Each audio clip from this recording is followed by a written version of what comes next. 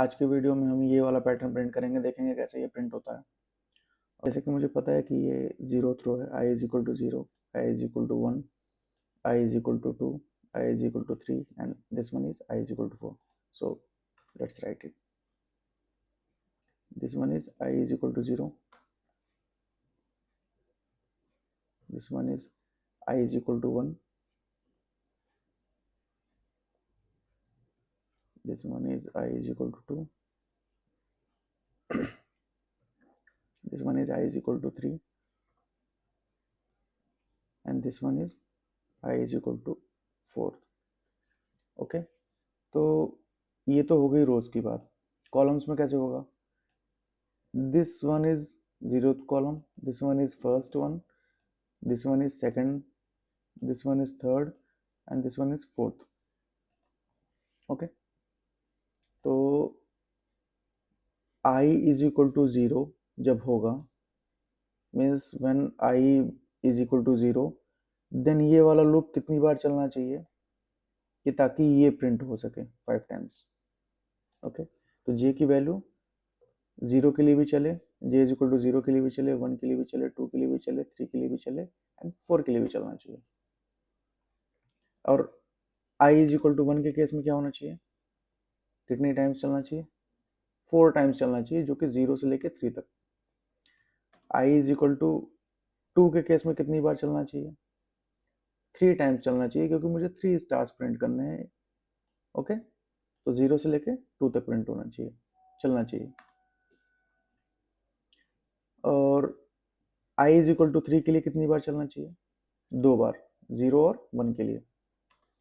और i is equal to 4 के लिए कितनी बार चलना चाहिए? j इज इक्वल टू 0 के लिए जस्ट एक बार. Okay, is that clear? i is equal to 2 के लिए और j इज इक्वल टू 0, 1, 2 के लिए, इसके लिए कंडीशन लिखना स्टार्ट करेंगे और देखते हैं. और वो कंडीशन i, j और n के टर्म्स में होनी चाहिए. ठीक है, तो कैसे हम निकालेंगे? j को कहाँ तक चलना चाहिए? j should be less than, कितनी बार चलना चाहिए? एक चीज तो मेरे को समझ में आ रही है कि अगर वो 0 को देखें तो ये 4 टाइम्स चल रहा है, फिर ये 3 हो गया, फिर ये 2 हो गया, फिर ये 1 हो गया और ये 0 हो गया. मीन्स 0 है तो 4 है, 1 है तो 3 है, 2 है तो 2 हो गया, 3 है तो 1 हो गया मैक्सिमम वैल्यू इसकी, 4 है तो 0 हो गया. मीन्स i की वैल्यू जैसे जैसे बढ़ रही है, j की जो अपर लिमिट है वो भी धीरे धीरे कम हो रही है, एक एक कम हो रही है.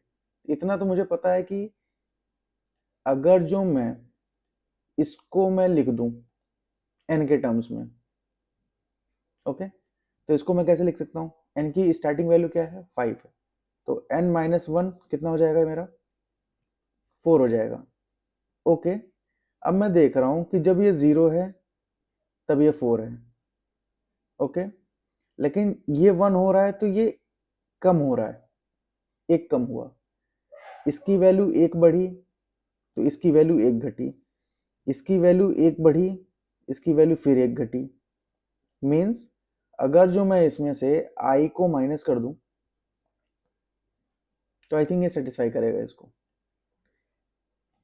ये चीजें जस्ट आपको ऑब्जर्व करनी है, ये ऑब्जर्वेशन से ही आएंगी. ओके, ये कितना है? n की value 5 minus 1 minus i is equal to कितना है? 2 है. ये कितना हो गया? 2.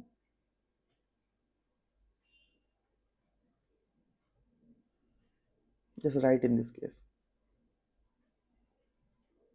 n माइनस 1 माइनस i की वैल्यू यहाँ पर क्या है? 0. कितना हो जाएगा upper limit? 4. Okay, which is matching with this one.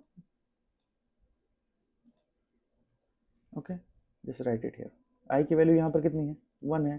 कितना हो गया? 3 हो गया. Okay, in this case also, in this case also. Here यहाँ की i की वैल्यू 4 है. ओके, तो j की वैल्यू कितनी हो जाएगी? 5 minus 1 minus 4 is equal to 0. That's it. check this one. This is the upper limit which is matching this one. Okay, so this is the condition which will satisfy to this pattern. For every value of I, this condition will satisfy. This condition will control the inner loop, that how many times inner loop will execute. Okay, so just copy this one and replace it here.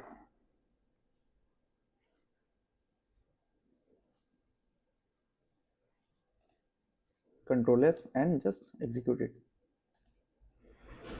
Yes, it is printing. So that's it for today. Thank you.